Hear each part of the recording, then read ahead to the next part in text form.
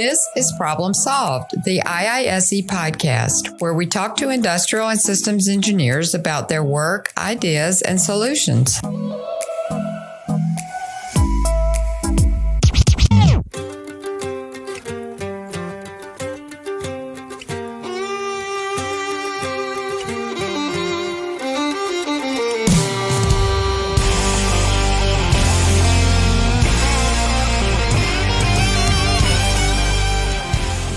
This is Annie Oakley, with music and lyrics composed by Sotos, Wills, and Campbell. It's a tune we've temporarily adopted as our opening theme, and you can hear the track in full at the end of the episode. The Sotos in that musical trio is Cassandra Sotos, a violinist since age 4 who has since become a recording artist as well as an industrial engineer, graduating from Pennsylvania State University nearly a decade ago with a high-valued appreciation for STEM and an unwavering ambition to become an international rock star. IISE members may already be familiar with Cassandra as she was featured in a July 2014 profile in what was formerly Industrial Engineer magazine, known today as IISE magazine. But years have passed, and we thought it might be time to catch up with Cassandra and see just how much her industrial engineering background has helped turn her music career up to 11. I'm David Brandt, IISE's digital strategist, and welcome to the 50th episode of Problem Solved.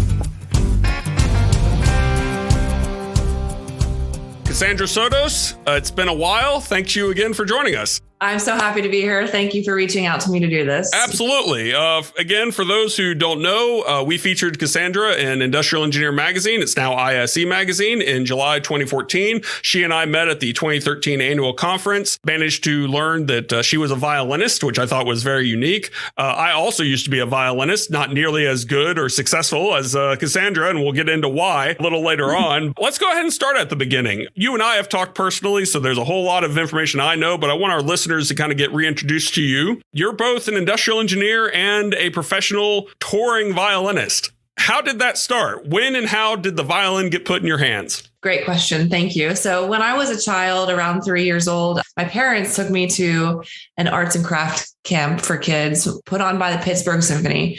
And part of it was that members of the symphony came to show the kids all the different instruments in the symphony, and they did a little demonstration. And I immediately latched onto the violin, and I told my parents, I want to play the violin. So every day, I was barely there. So apparently every day for a year, I said, I want to play the violin. And, eventually my mother was able to find a teacher for me, and the rest is history. That's such a dedication at 4 years old. You knew immediately. I knew immediately. I just thought I remember the camp and seeing the instruments and being really enamored by it. I mean, as far as the emotions that you remember as a kid that small are pretty ambiguous. I remember that moment at least. And I apparently had enough determination after that to ask my parents daily for it. Certainly, it's taking you very far. My story really started with my brother. My older brother had played the violin, but we had a fiddle, and I didn't know the difference really between the two instruments. And I learned, of course, that the fiddle has the lower bridge, and that's how it makes that, harmonic sound. And many of the Southern hits I knew growing up, having been born and raised in Georgia. And so I learned on there, and I, did the typical middle school program. I didn't have any private tutorials or anything, but I took part in county orchestra festivals and things of that nature. And then by the time I got into high school, I really just stopped playing Mozart and Beethoven, and I started playing REM and the Beatles and the Violent Femmes. Yeah. And once I started doing that, I thought to myself, this being in the late 90s, like, oh, this is a lot of fun, but this isn't going to get me anywhere, because I think the most infamous fiddler at that point, or I guess you could almost categorize him as a violinist, was the violinist for the Dave Matthews Band. And I thought, okay, well, that guy's got the job. Yes. and I'm never going to get any further with this. You make such a good point. Yeah, but I remember from our profile a few years ago, you actually started performing live very early on. I think roughly around the age of 8, if I'm not mistaken. Yeah, my first gig, if you will, was when I was 8, and I started playing with a square dance band in Western Pennsylvania that was actually down the road from where I live. Now, it's extremely lucky for us that that place existed. It was called the League of Arts, and there was square dance music that was played there because there's pretty much nothing else down the road from us. So it was really a stroke of fate that was existing at that time near where I was in, my life. Sure. So what was the constant, though? I know you said that you were immediately attached to it and that, you begged your mother to, get you lessons and to really improve on it. But to be this consistent with it now through, I would imagine, the majority of your life and the phases of your life, why was the violin the constant? Why was this career path for you always there? That's a great question. And I have never been asked that specifically.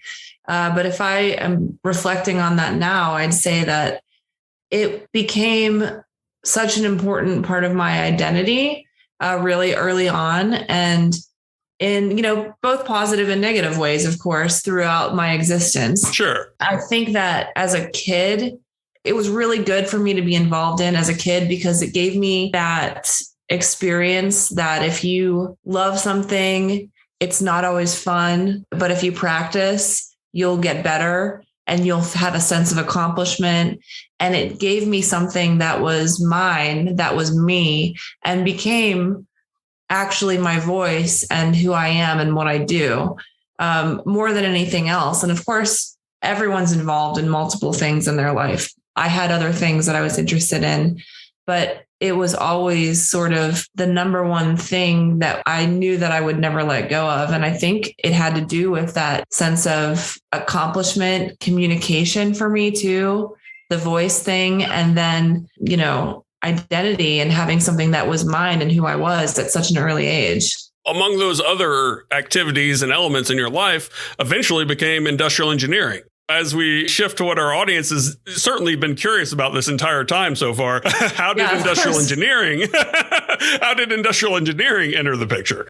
Well, actually, so one of the other things that I was always, whatever you would call academically gifted in the maths and sciences. So I was always really interested in it too. So, I did very well in school. I was always, I was actually doing science projects for the Pennsylvania Junior Academy of Science, which was a extracurricular, not school activity, and the state final championship of that. It's like you do a science project or a computer program, and you present it to a jury, and you do it like at the local level. And then if you get a score high enough, you go to the state level, which was held at Penn State University. All right. So that's how Penn State showed up. That's how Penn State showed up.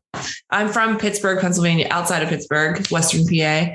And I was involved in that. I've always just really loved math and science. Like not only was I good at it, I really actually liked it a lot too. And I had this attitude, which I think was a positive one, that was just because I'm interested in music or have this band that I'm in and I'm doing that doesn't mean that I'm not also going to do well in school and explore other things that I like and that I'm good at too. For a really long time, I saw myself as able to do as many things as I wanted to do. And I'm glad that I was like that then. So Pennsylvania Junior, PJAS, as we call it, at the state level, whenever you're a junior in high school, you're also competing for scholarship to Penn State. So it was, not like a full, it was just a little scholarship, but it was specific. I got a scholarship and it was specific to the College of Engineering. It was something to get you in the door, basically. Yes, get you in the door. So off I went. I applied to a couple schools, but I ended up, of course, going to Penn State. I did not start off in industrial engineering, though. I did not know what that was as a high schooler or even as an incoming freshman. Who turned you on to that? Well, actually, for freshman orientation, I had a couple of options because I was also in the Schreier Honors College. I just can't help applying for so many things. You like to stay busy. You like to stay busy. Have to be busy, have to be creating, whether it's academically or business wise or musically, I have to be doing stuff. And I've been like that the whole time. So I was in the Schreier Honors College and they have their own freshman orientation. But I was also given the opportunity to participate in women in engineering orientation. And I chose to do that because I wanted to meet other women that were going to be in my classes in the engineering program. And one of my mentors was an industrial engineering major. Oh, all right. So I actually started out, I had the bright idea that I was going to be a bioengineer. Did you know entirely what that involved? No, I did not know what that involved. I didn't know what it involved. That makes me think of the Seinfeld subplot where George Costanza wants to start telling people he's a marine biologist. He doesn't know entirely what that is. It was sort of like that. It was definitely one of those situations for me. I thought, oh, well, I could go to medical school because, I could also be an international rock star and go to medical school. Why not? Honestly, why not? Why not? Well, somebody has to be the first. Why not you? Exactly. So, but at the same time, this is around the same time that I started learning that it's more beneficial if you are doing multiple disciplines or multiple activities that are at least complementary to one another. Yes. So it helps. It helps. So what are you really interested in? What is it that you're actually passionate about? Yes, I got a scholarship to the College of Engineering, and that's how I ended up there. I'm good at math. That's how I ended up there. But what am I actually interested in? What is actually going to be a complementary path for me, knowing that I'm interested in all these things? And I met this woman who was a mentor, and she was an industrial engineering major and explained what exactly that meant and what some of her internships and co-ops and things like that were. And that was how I was introduced to it. But what was the balance then for your music career, whatever you considered that to be at the time, whether it was still sort of your constant hobby or if you were already, predicting a career in music at this point, the balance between that and your academic work as a Penn State industrial engineer? For the first year of college at Penn State, I was driving back to Western Pennsylvania to play with my band, a local band that I was in. And it was very strenuous for me. It was difficult academically. The first year, you don't have the same major. I wasn't really even taking industrial engineering classes. It was just the core classes. So it didn't really change my path or anything like that as far as knowing whether or not I was going to go into industrial engineering. But those classes are difficult for an incoming freshman, and they're even more difficult if you're just leaving every weekend and not getting involved. And it was too much for me. So after that first year, I went back for the summer, and I ended up not continuing with that band once fall sophomore year happened. And I switched my major, and I got a co-op at Johnson & Johnson.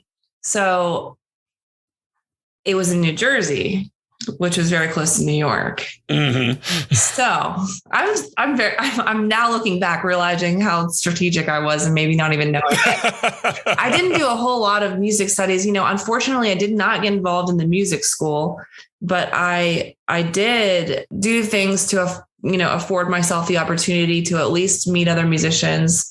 When I was in that co-op and going to New York and seeing people that I knew and seeing shows and things like that. So I always was able to keep it sort of involved in what I was doing, even if it was different than what I was studying. Well, and to your earlier point, you talked about complementary activities. And objectively speaking, I think it would be difficult to balance the demands of your industrial engineering degree work and the demands of if you had participated in, say, the orchestra at Penn State or any other activities in the School of Music, because certainly with your talent and experience, they surely would have wanted you, to spend a lot of time there when you needed to be focused on, your co-op or anything else in the industrial engineering department.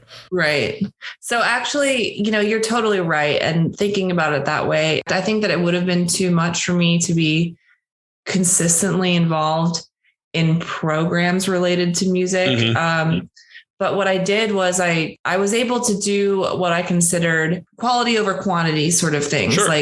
If I was invited to do some really cool performance that was out of state, I would do that once a semester, but I would do my darndest to make sure that it happened. Freshman year, I was driving back to Pittsburgh every single weekend to do whatever it was that came up. And then I realized that was not going to work for anybody on any facet. So I adopted this quality thing or what I perceived as quality at the time, Sure. That was at least had a growth factor to it. Sure. So you finish your co-op, graduation occurs, you're off into the working world as a degreed industrial engineer. I believe you had gone on to Accenture at this point. Yeah. Tell me about that experience in your early career. Well, consulting is a career. Yes. It's not a job. So, all of this and still is actually a balance of learning what it is that your goals actually are, what it is that you're actually interested in, and how to make it all work together efficiently. And so that all of the things that are in your program are benefiting from one another in some way, in some capacity over time. So working at Accenture was a positive experience for me in some ways and a negative experience for me in some other ways. I moved to New York City to do that. And I did that because I wanted to be able to be involved in the music scene there because I did know a few people. And I kind of made it really rough on myself by doing a lot of gigs and trying to meet a lot of people while having this career. And it was just really difficult. I learned a lot while I was there that's still impacting me today, of course. Mm-hmm. But I was gigging all over the city all the time. Yeah, it's not exactly a small town. It's not Western Pennsylvania. No. And I had really good opportunities while I was there too. I met a lot of I had some of the most fulfilling creative experiences of my career there that really set me up for success. Mm-hmm. I think that part of that journey for me was the fact that I didn't know how to make a music career. I didn't have a sort of like how you spoke about in the beginning.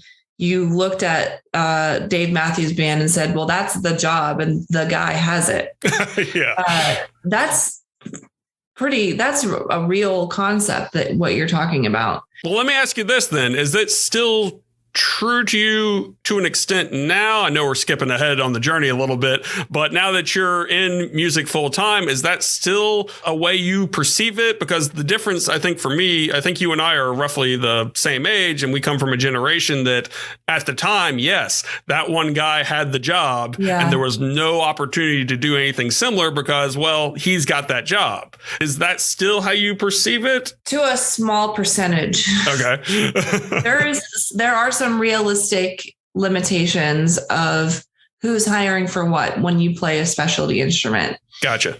Those limitations are not as much as you think they are. Okay. There's a whole world of other artists internationally that you haven't heard about. There's a lot of, you know what I mean? Yeah. To this point, I think that whenever you are outside of the music industry, especially people our age, where my band in high school, I was printing out flyers and putting them on windshields in parking lots. Yeah. Not that long ago, before social media. Right. It's a different world and it really wasn't that long ago. No, it wasn't. It's all happened pretty fast. It's been very fast, but I consider myself a young person in the music industry. And I think about times where I printed out flyers and put them under windshield wipers. Nobody could even dream of doing that anymore. You know what I mean? Yeah. So it's like at that time, being outside of a major city where it's like Nashville or New York, or having a role model that's actually a successful working musician, you think that you're either nobody or you're Cher. Ah, okay. So it's like, of course you looked at Dave Matthews Band and said, well, that's the job. That's the guy. Because you don't know about everything from A to Z. You only know 0 to 100. There's 1 through 99, all these different things to do, all these different artists to play with. And then you multiply that by whatever it is that's international that you didn't know about either. Mm-hmm. So it's all there. There's a lot more things to do and a lot more paths to take than you think. But of course, there's a finite limit to some of that stuff unless you create your own successful project. If you have a goal that you want to play with Dave Matthews Band, of course, yes, there's only one Dave Matthews Band and he has to be hiring. If that's what if that's the one thing that you really want to do. Yeah. But, so if I've been clear about that. If I haven't made that point clear, I know it's a little No, you have very much. For the record, my favorite band's REM. I just, they don't have a violinist and they don't need one. Well, you could play mandolin. That's true. I did forget about Out of Time, which is a fantastic album. I'm going to nerd out on everyone on the podcast now. Okay. So here's the kicker. You're working as an industrial engineer in New York. You're doing consulting full time. Yeah. Heavy demand job. You're trying to continue with your music. You're trying to get experience. You're making connections in that industry. At some point in time, something has to give. Right. What happened that made you pick music? I went into that area of work for a number of reasons.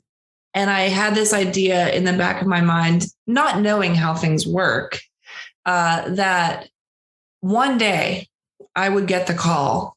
One day, like one of these gigs would be big enough. One day somebody was going to call me and ask me to audition and I would get it to justify me leaving my job. And then 3 years into it, 2.5 years into it, I quit at 3 years. I realized I can't wait around forever for that to happen. I'm saying to myself at 2.5 years into that job, I don't think anymore that I want to wait for that big call.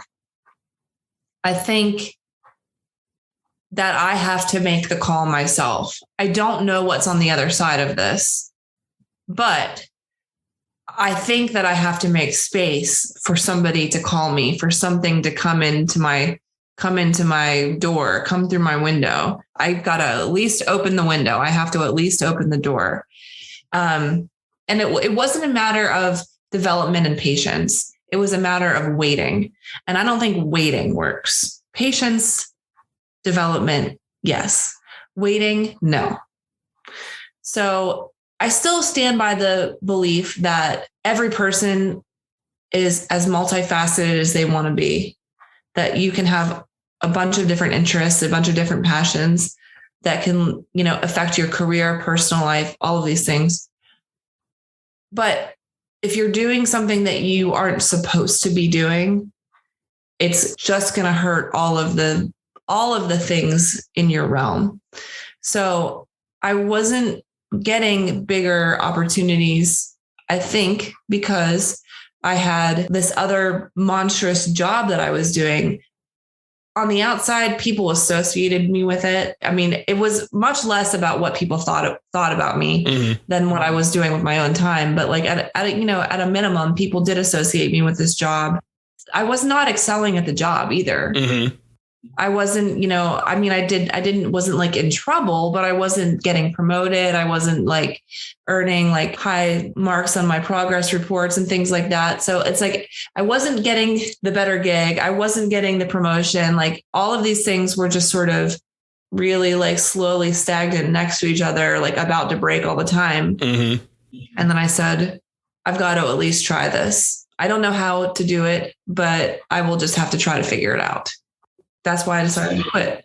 So I guess my question then is, given all this experience you've had on those two separate tracks, talk to me a little bit about the merging. Talk to me a little bit about where IE fits into your music, to playing the violin, to navigating what's beyond that leap. Absolutely. Because you took a big one. I did. And a lot of people, to your point, a lot of people probably would run into the same situation where they have these two passions, one of which is rooted in, their livelihood, right, more or less. Another of which is rooted in, their dream or their potential goal. Sort of like the way you described it, as you could just wait for that call, but that call's not going to come because they don't know to look for you. You've got to go out there and make them show. Exactly. The line is busy. That's right.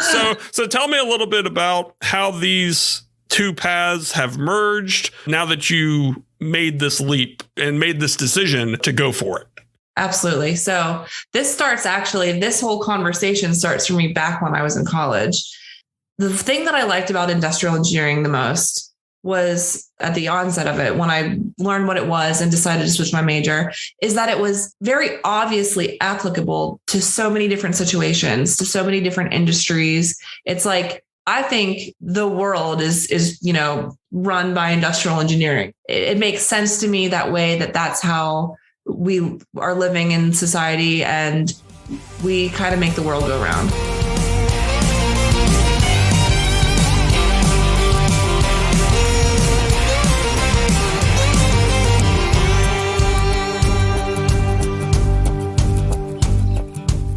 And if there's anything I've learned in this job, it's that having come into this not as an industrial engineer, but as a journalist who came to this organization and learned everything.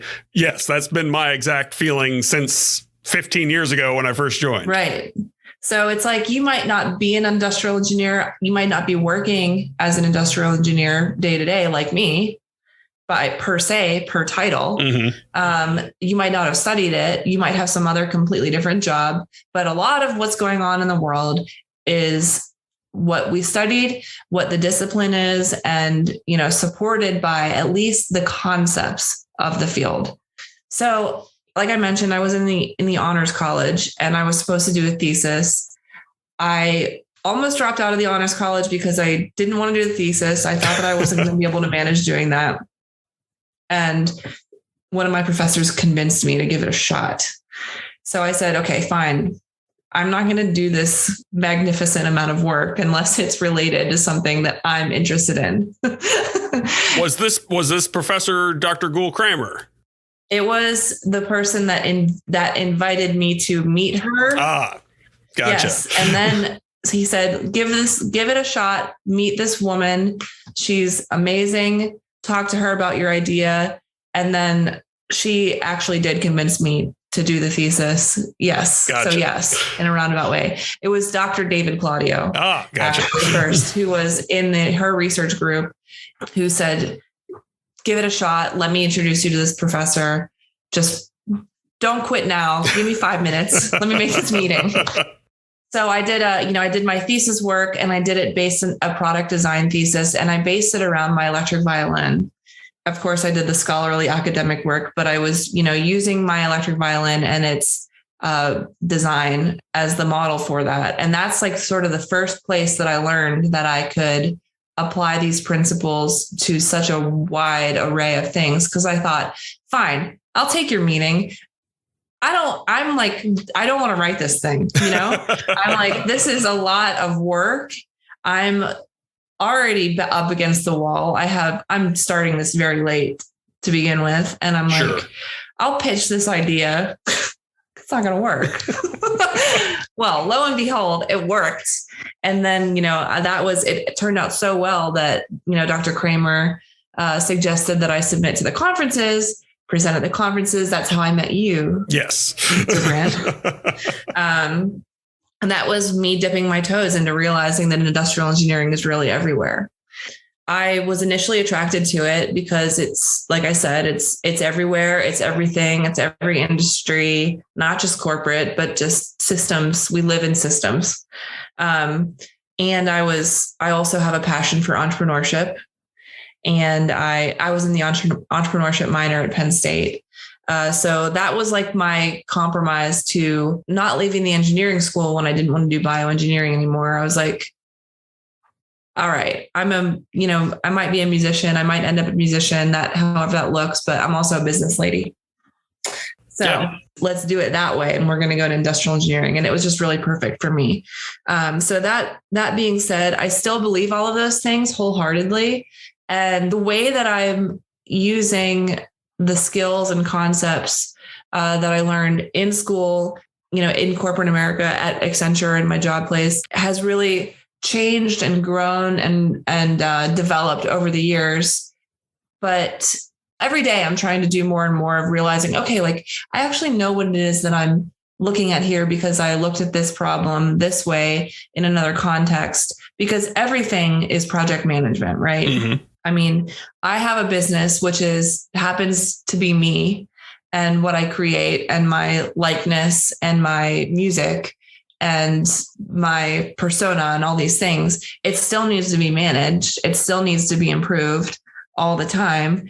And that's a big part of it. Mm-hmm. So knowing that industrial engineering is everything, every system, it only makes sense to me that these concepts are applied all over the music industry.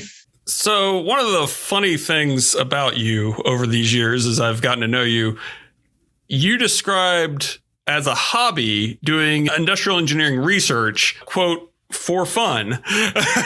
Now, as somebody who was very appreciative to be out of school once I had my degree and working already full time before I even finished the degree work, I was happy to not have the homework. But my job obviously is involves study and investigation and asking questions. You had told me once that you enjoyed IE research for fun. Has that been a hobby that's ongoing, or did you eventually wear yourself down and just be like, I'm a musician now, I can't do this anymore?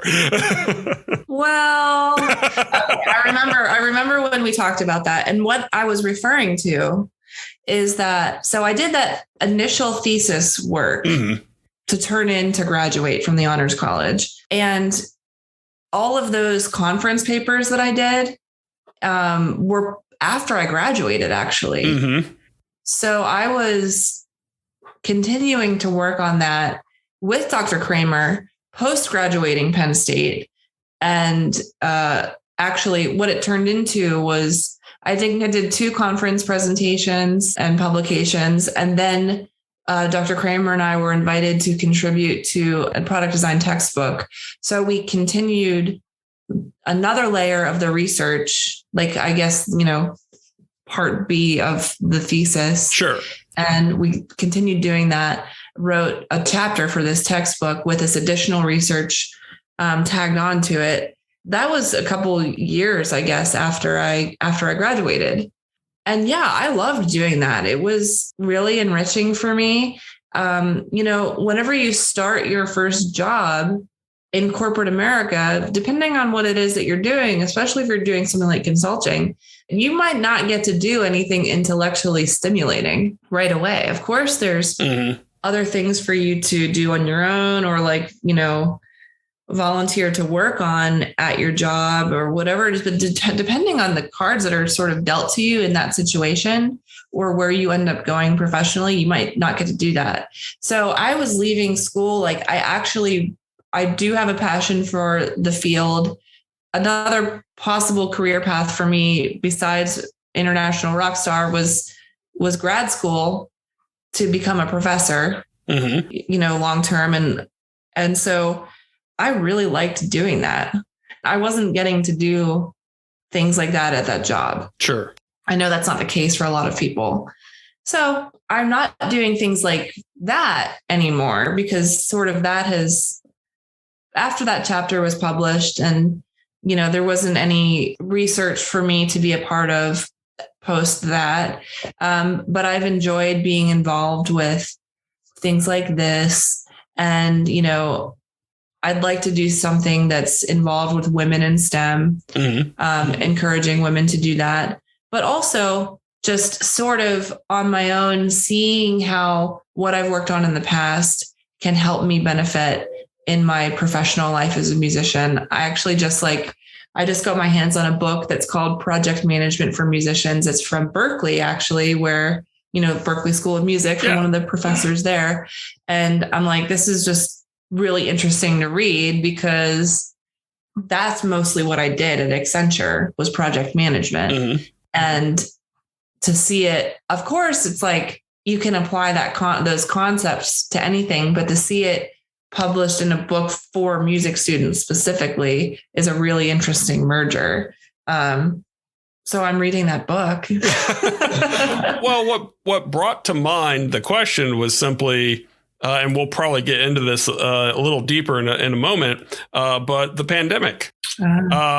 Thinking, I mean, I certainly had moments of, and I've been employed throughout, obviously working for the Institute, but I still had, on my weekends, especially early in the pandemic, when I was thinking, well, I can't go anywhere for risk of catching coronavirus. What am I going to do with my time? and I stayed pretty busy on the weekends. At least I did pre-pandemic. And I thought to myself, what is it that people do on Saturdays? I've honestly forgotten. Yeah. So I tried to fill the time with, things that I maybe had left behind and I'd stopped doing. I wanted to, sort of restart hobbies and that kind of thing. So it occurred to me that you did that kind of stuff for fun. And I thought maybe during the pandemic, Cassandra's gotten right back into the old IE swing. and I'm... Oh. Well, funny you should ask. Okay.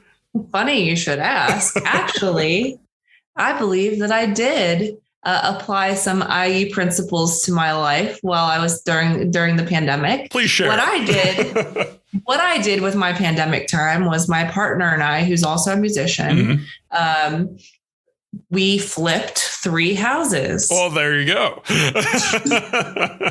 On our own. Wow. Okay. So we did all of the work on our own too. 90% of it. I mean, there was like a couple hired subs out there, but it was sort of the perfect thing. We figured out all the financing for it. And we ended up purchasing, we started with 1, but we ended up having finished 3 by June of this year. That on its own, I mean, the whole time I was like doing electrical and I was like, I'm an engineer. I can figure this out, Doing I was like the full on like financial planning, full on project management, like not in the, in like almost a very traditional sense in the way that you would normally see it applied from a typical engineering standpoint, construction management, and, creative financing, all of that stuff. So given all of that newfound construction management work you got yourself into during the first year of the pandemic, to what you were talking about before about, the music career, that opportunity isn't going to come calling. I'm guessing at this point, and even if it did, if the corporate IE world came calling, I'm guessing at this point you wouldn't really pick up, would you? No, I wouldn't. And I remember you asked if I do get offers for things like that. And I do, not formally, but yes. But at this point in my life and my career, no, I wouldn't. Despite 2020, maybe less than accepting 2020, things have been going really fantastic for me in my music career. Things are sort of rolling the way they should. Like I'm happy with my progress and making a lot of great strides. And I'm not in a situation where I would want to go back to that right now. So let me ask you then to expand on that a little bit and tell me a little bit more about what you are doing now. Where is your music career? Where has it taken you? And we'll get into the pandemic effect of it in a second. Yeah. But in general, where do you stand right now? So in 2014, I moved to Nashville, Tennessee. I was living in New York and I moved to Nashville to try my career here. And that has been extremely beneficial for me. I've toured with a number of artists. I've released my own music. And I started touring internationally several years ago with a Bollywood star named Arijit Singh. If you are an Indian listening to this or an NRI listening to this, you most likely know who Arijit Singh is. He's actually the most successful music star in the history of Hindi music. Fascinating. So, wow. He's in his prime. So it sort of, it was like playing for Elvis. It was just in his prime. It was really, really incredible. Very cool. So I was touring internationally, like full time from I think they called me at the end of 2017. So all of 2018, all of 2019. And then March 2020 rolled around. What happened then? How has this pandemic, for lack of a better description, disrupted what was seeming like the dream at that time? Yeah, absolutely. So, I was anticipating that I wouldn't be touring with him full time forever because he changes his format for his tours every 2 or so years, reworks and rearranges the music and all that. So like I sort of knew that I was going to be working on my own stuff post 2019 anyway. So I had that in mind.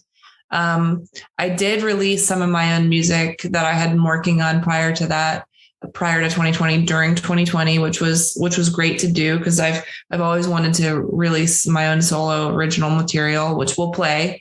Absolutely. We'll play for the podcast. But I was really lucky to stay involved with the people that I met in Bollywood and with Airjeet because I did a lot of remote recording projects during 2020. So in between the housework and the construction, of course, which was all on our own timelines, I was asked to record a lot of music and just send it over there, send it to people around the world. And that was a great learning experience for me. It was a way to still create and stay involved. It wasn't as much as I was used to before. I'm very lucky that was able to stay a part of the equation for me. Airjeet plays like arenas and stadiums and things like that. A lot of people here in the US are back to some level of touring, of some level of performing. And for me to look at doing what I was doing before, I'm just not on that timeline yet because of all of the international border crossing, especially India having so many issues with coronavirus. That's like not necessarily close on the horizon for me, but I am remaining involved. So in the meantime, though, as far as you're releasing your own music, you're working on your own projects, is that a fire that's been lit? Is that something that, you're really focused on for the immediate future, or just kind of maybe pending until borders are more open and you're more flexible in your world travel? Yeah, no, absolutely. So actually, I'm planning on recording as an entire album of my own material this fall, winter to hopefully release next year. I learned, it's like I already knew sort of, but I really learned, it really drove it home that during the pandemic that you can collaborate with people anywhere because of all the technology that we have. So I'm really hoping to tap into that and collaborate with a lot of the musicians that I worked with in the Airjeet tour, outside of that tour, actually other international musicians. And so, yeah, that fire has been lit over the last year. And I feel like I have finally the cross of motivation, resources, and inspiration to really start a big project like that. And that's sort of happening like this week, actually. Oh, great. Like literally like now. Like as soon as we're done recording, you're going to go work on that basically. Basically. I have a pre-production meeting tomorrow afternoon, actually. Well, there we go. And by the time this podcast airs, you'll be pretty deep in that recording then. Yeah, you'll be deep in that. To this whole point, I will be the artist. I will, it'll be me recording and everything, but I'm going to be the project manager. Actually, that's what I'll be doing. As it should be. Be. And I'm like, hey, I'm totally up for this job. I think I know what I'm doing. I might know what I'm doing. I like the fierceness in that. And then you just sort of like, yeah, probably no. I figure it out. I got a book. That's right. I have a book on project management. I know how it goes. I can certainly write an authoritative email if I need to. Well, I think I've gotten one of those. So yes, I know you can do that. Before we wrap up, and we've kind of touched on this a little bit already, but when we talked back in 2014 for your magazine profile, we were reflecting on a keynote speaker at the 2013 annual conference who was an IE who had a job as a Hollywood executive, and he was one of our keynote speakers. The lesson you said you drew from that presentation was that industrial engineers can essentially be anything in any industry. And I'm going to quote you directly from the time. You simply said, "Life is too short, do what you want." Is that a philosophy you continue to stand by? Yes, it is. And I think that my passion for that philosophy has deepened dramatically over the years. And I think that over time, it's also a matter of knowing what you want and knowing what it is that you want to do. And you learn more about yourself and what those things really are every day. You know, I stand by that and I will expand on that. You learn more and more about what that actually is if you are willing to look inside and evaluate what you're doing with your time daily. It was sort of like a blanket, do what you want statement at the time. And now it's like, let me reflect and figure out what it is that I really want. What does that really mean?